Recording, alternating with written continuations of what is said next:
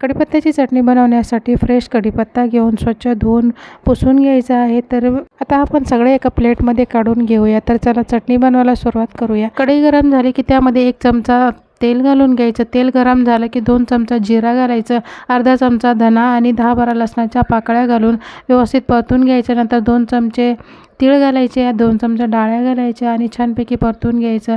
त्यानंतर यामध्ये 2 ते 3 चमचे खोबरं घालून खोबरं लाल झालं की काढून घ्यायचं। 2 ते 3 चमचे शेंगदाणे भाजून घ्यायचे, काढून घ्यायचे आणि थंड होण्यासाठी ठेवायचे। आता अर्धा चमचा तेल घालून इथे लाल मिरच्या भाजून घ्यायच्या। मिरच्या आपल्या आवडीप्रमाणे घ्यायच्या आहे, तुम्ही इथे हिरव्या मिरच्या पण घेऊ शकता। कढईतलं तेल काढून त्यामध्ये कढीपत्ता थोडा गरम करून घ्यायचा। गरम करून झाल्यावर थंड होण्यासाठी ठेवायचा। थंड झाला की मिक्सरच्या भांड्यामध्ये काढून घ्यायचा आणि त्यामध्ये चिंच घालून घ्यायची, चवीपुरतं मीठ घालायचं आणि मिक्सरला दरदरीत वाटून घ्यायचं। खाण्यासाठी आपली हेल्दी चटणी तयार आहे।